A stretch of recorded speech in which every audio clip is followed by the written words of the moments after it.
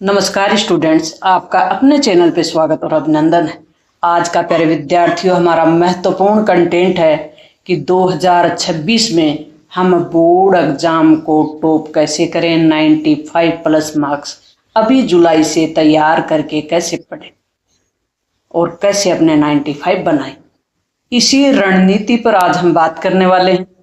तो आपके 10 पॉइंट होंगे इस रणनीति में, वेरी मोस्ट और सधे हुए आपके पॉइंट होंगे। तो प्यारे विद्यार्थियों हम चलते हैं पॉइंट की ओर, यानी अपनी रणनीति की ओर। युद्ध में उतरने से पहले सैनिक है वो रणनीति बनाता है, ऐसे ही नहीं कूद पड़ता। तो रणनीति बनाई जाती है, हर चीज की सफलता के पीछे रणनीति होती है, हर काम की सफलता के पीछे उसकी प्लान होती है। तो हम प्लानिंग से चलेंगे, रणनीति से चलेंगे तो कोई भी लक्ष्य नहीं है जो हम प्राप्त नहीं कर सकते। मैं कर सकता हूँ, इसी विश्वास के साथ हम बढ़ते हैं पहले पॉइंट की ओर। प्यारे विद्यार्थियों, पहला पॉइंट है कि सिलेबस की पूरी समझ रखें। सिलेबस आपका एनसीईआरटी है या कोई स्टेट बोर्ड का सिलेबस है, आप सबसे पहले उस सिलेबस को समझें, पूरी तरह से उस सिलेबस को पढ़ लें। फिर आपको क्या करना है, चैप्टर वाइज वेटेज देना है। ये कैसे कर सकते हो आप? चैप्टर वाइज वेटेज का कैसे करोगे?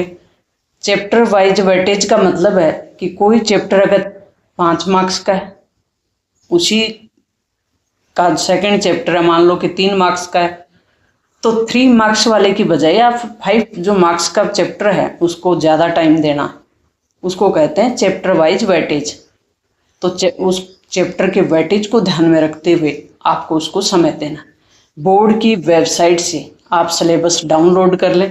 प्यारे विद्यार्थियों, अगर आप बोर्ड की वेबसाइट से सिलेबस डाउनलोड नहीं कर पा रहे तो अपने चैनल पे आरबीएसई बोर्ड की जो ऑफिशियल वेबसाइट है वहाँ से डाउनलोड किया हुआ और उस पर वीडियो भी आपको मिलेगा, समझाया हुआ है हर सब्जेक्ट वाइज कि किस सब्जेक्ट का कौन सा चैप्टर कितने मार्क्स का है। अभी तक आपने नहीं देखा तो उसको देख सकते हैं, अपनी बुक लेके बैठ जाएं और मार्क्स भी लिखते जाएं और टॉपिक भी लिखते जाएं।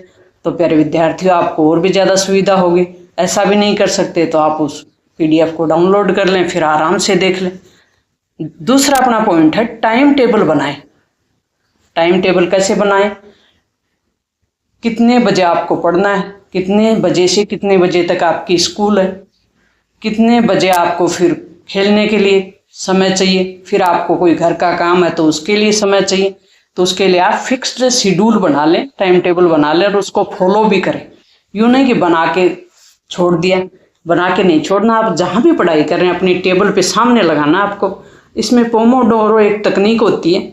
ये क्या होती है प्यारे विद्यार्थियों, कि अगर 25 मिनट आप पढ़ाई कर रहे हैं तो उसके बाद 5 मिनट का ब्रेक ले लें, कुछ भी कर लें, उसमें खाना खा लें, पानी पी लें, कोई अपना कोई भी छोटा मोटा काम कर लें, लेकिन फेसबुक इंस्टा यूज नहीं करनी, ये देख लेना। हर विषय पर हर हफ्ते कवर करें। यूँ नहीं कि सिर्फ आप अपना पसंदीदा जो विषय है उसी को पकड़ के बैठ गए, जैसे गणित को निकाल रहे हैं, ऐसा नहीं करना। सभी विषयों को थोड़ा थोड़ा समय देना है, कमजोर विषय को थोड़ा समय ज़्यादा देना है। समझ आधारित पढ़ाई करनी है, रटना नहीं है। ये कैसे कर सकते हैं हम? समझ आधारित पढ़ाई कौन सी होती है? यानी कॉन्सेप्ट क्लियर करें समझ के। रटेंगे तो भूल जाएंगे। समझ लिया, मान लो कि कॉन्सेप्ट क्लियर कर लिया, फिर माइंड मैप करें, उसको दिमाग में चलाएं, यानी चिंतन करें उस पर कि हमने क्या समझा, ये कॉन्सेप्ट क्या था। जैसे हमने समझ लिया कि संविधान क्या है, तो उसके कॉन्सेप्ट को क्लियर कर लिया कि संविधान एक लिखित दस्तावेज है नियम और कानूनों का। तो नियम और कानून क्या हैं, उसके अनुसार कोई देश कैसे चलता है, लोगों के अधिकार और कर्तव्य क्या होते हैं, इस प्रकार से उनको दिमाग में चलाएं। फिर आप फ्लो चार्ट बना लें, फिर फ्लैश कार्ड बनाएं, फिर हर टॉपिक पर अपने शब्दों में लिखकर समझने की कोशिश करें। जो टॉपिक को समझा है उसको अपने शब्दों में भी उसको लिख कर समझने की कोशिश करें। रेगुलर रिवीजन करें और नोट्स बनाएं। ये तो आप कर ही सकते हो, करोगे प्यारे विद्यार्थियों, बहुत समझदार हो आप। प्रैक्टिस प्रैक्टिस प्रैक्टिस, 3 बार प्रैक्टिस शब्द है। तो प्यारे विद्यार्थियों, इसको कैसे करेंगे हम? बोर्ड के जो पहले के एग्जाम हुए हैं वो वेबसाइट पे आपको मिल जाएंगे पुराने पेपर। उन पेपर को, यानी वो सैंपल पेपर है, उनका मॉक टेस्ट दे पढ़ने के बाद कि इस चैप्टर से कौन सा प्रश्न पूछा गया था, वो मुझे याद हुआ या नहीं हुआ। खुद की आंसर शीट को टॉपर की आंसर शीट से तुलना भी करें, जैसे सीबीएसई की वेबसाइट पे मिल जाएगा, और आरबीएसई वाले बच्चे हैं तो उनको आरबीएसई की वेबसाइट पे मिल जाएगा, कोई अदर स्टेट के बच्चे हैं तो उनको अदर स्टेट। आप कमेंट बॉक्स में ज़रूर लिखें आप किस बोर्ड से पढ़ाई कर रहे, आप किस मीडियम से पढ़ाई कर रहे हैं, आप किस स्ट्रीम से पढ़ाई कर रहे हैं, आर्ट स्ट्रीम, साइंस स्ट्रीम, जो भी है वो लिखें। कमज़ोर विषयों पर विशेष ध्यान दें, ज़्यादा टाइम देना है, डाउट सोल्व करना है, यूट्यूब से कर लें, कोचिंग्स की मदद ले लें, तो उनके डाउट क्लियर करते हुए आप उनको मजबूत कर लें। कहने का मतलब जो कमज़ोर विषय है उसको, हेल्थ माइंड का ध्यान रखना है। जैसे आपको नींद लेनी है पूरी, यूँ नहीं कि पढ़ाई के लगे हुए हैं। संतुलित आहार भी लेना है, पौष्टिक आहार, रोज़ थोड़ा थोड़ा व्यायाम भी करना है, थोड़ा सा मेडिटेशन भी करना है, क्योंकि बोर्ड क्लास होती है तब बच्चे को मेडिटेशन बहुत ज़रूरी हो जाता है, क्योंकि उसको स्ट्रेस होता है कि मुझे कुछ याद ही नहीं है, मैं कहीं फेल तो नहीं हो जाऊँगा, मैं जो पेरेंट्स की उम्मीद है उस पर खरा उतर पाऊँगा या नहीं उतर पाऊँगा। तो प्यारे विद्यार्थियों, पेरेंट्स की उम्मीद पे आप खरा उतरें या नहीं उतरें, अपनी तरफ से 100% दें, उसके बाद जो होगा देखा जाएगा। लेकिन आप अपने समय को खराब नहीं करें, आप अपनी तरफ से प्रयास करें, आगे की इतना स्ट्रेस ना लें, आत्म विश्लेषण करें, सेल्फ असेसमेंट, यानी मॉक टेस्ट के बाद अपना विश्लेषण करें कि मेरे को कितना याद है, मेरी कहाँ कमी हो रही है, और टाइम मैनेजमेंट सही है या नहीं है उसका भी विश्लेषण कर लें। किस तरह से प्रश्नों में अटकने का है, अटक कैसे जाते हैं उस पर ध्यान दें। बोर्ड पैटर्न के अनुसार लिखने की आदत डालें।